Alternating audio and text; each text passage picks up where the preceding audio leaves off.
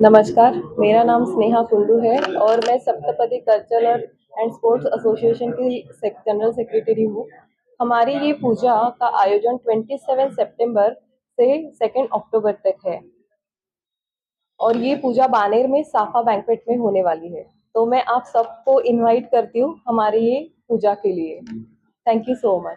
नमस्कार, मेरा नाम सौमित्र है और मैं saptapadi cultural and sports association का जो कोर मेंबर्स होता है उनमें से एक हूँ। और इस बार जो साफा बैंक्वेट में जो saptapadi cultural and sports association द्वारा दुर्गा पूजा का आयोजन किया गया है, इनमें जो इम्पोर्टेंट डेट्स है मैं उस दोनों दिन के बारे में बात करूंगा। एक तो अष्टमी के दिन आना चाहिए सबको। अष्टमी के दिन जो संधि पूजा होता है और उसके बाद जो बलिदान होता है वो एक मतलब जो मेन मूर्त होता है, हम कहा ऐसे कहा जाता है कि जो पूरे दुर्गा माता का जो 4 दिन का बंगाली पूजा होता है उनका मेन मुहूर्त होता है। और उसके बाद फॉर ऑल द लेडीज, सारे महिलाओं के लिए जो सबसे इंपॉर्टेंट प्रोग्राम है वो है सिंदूर खेला, जो 10वीं के दिन होता है। और ये सिंदूर खेला पहले तो आपको जल्दी आना पड़ेगा सुबह उठ के, क्योंकि जो इतने लंबे लाइन लगता है, कम से कम 1000 महिलाएं आते हैं। तो ये लंबे लाइन को अवॉइड करने के लिए आप जितना जल्दी आएंगे उतना जल्दी दुर्गा माता के साथ पहले सिंदूर खेला खेलेंगे, फिर उसके बाद जितने भी महिलाएं हैं उनके साथ सिंदूर खेला खेलेंगे।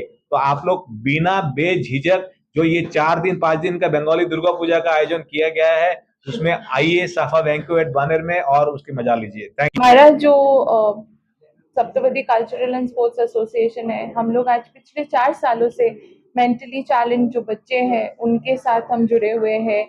हम ओल्ड एज होम को सर्विस करते हैं, उनके जो रिक्वायरमेंट्स है, उनके जो नीड है उनको करते हुए ऑलवेज एंड ऑलवेज हम लोग सोसाइटी को गिव बैक कर रहे हैं इन सम शेप और फॉर्म। तो वेदर प्लांटेशन हो गया कि ओल्ड एज होम के तो वो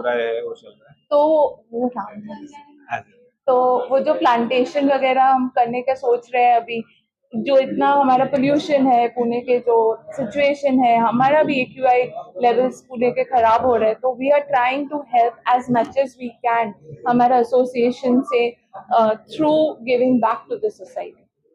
इस बार जो मेन इम्पोर्टेंट है, हमने इस बार वृक्षारोपण एक वहां पे एक स्टॉल रहेगा हमारे पास, जहाँ पे बहुत सारे प्लांटर्स का जो एडेप्टेशन प्रोग्राम है वो हम रखेंगे। और हम सारे मेंबर्स और जितने भी लोग हमारे दुर्गा पूजा में आएंगे देखने के लिए उनसे रिक्वेस्ट करेंगे कि इस बार प्लीज प्लीज प्लीज एक प्लांट आप अडॉप्ट कीजिए। जो जब तक वो प्लांट बड़ा नहीं हो जाता है, कम से कम 3 साल लगता है उसको नर्चर करने के लिए, जब वो एक्चुअली ग्रोथ करता है। तो वो 3 साल के लिए जो cost is very minimum, it just 3,500 to 4,000 rupees. और जहाँ पे आपके नाम के साथ वो, और आप जाके उस जगह में अपने पेड़ को देख सकते हो, अपने आप के मतलब अपने आप को फील कर सकते हो कि you have done something good for society. तो ये प्रोग्राम रखा है और हम सब रिक्वेस्ट करेंगे उसके लिए। Thank you. मूर्ति है वो इको फ्रेंडली है, ये कोई प्लास्टिक से नहीं बना हुआ है जो एनवायरमेंटल हैजर्ड है।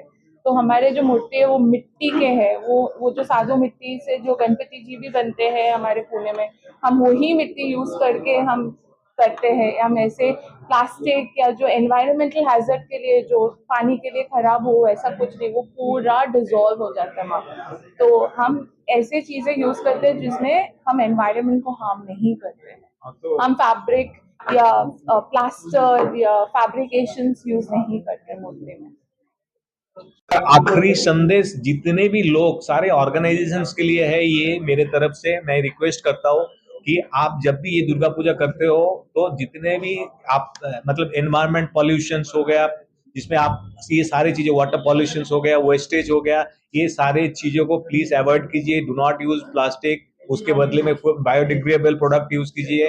वहां पे जितने भी डेकोरेशन आप करते हो, कुछ भी फेक प्लास्टिक डेकोरेशन छोड़ के ग्रीन डेकोरेशंस अपनाइए। और जितने भी लोग, जब आप विसर्जन करते हैं तो जितने भी मूर्ति हम यूज करते हैं उसमें प्लीज डू इट विथ मिट्टी के जो मूर्ति है वो यूज कीजिए। और अपने पूना को, बिकॉज पुणे हमारे दिल में है, और अपने पूना को हमेशा सुरक्षित रखे सारे पॉल्यूशन से, सारे चीजों से। सो ये मेरा आखिरी संदेश और रिक्वेस्ट है, प्लीज प्लीज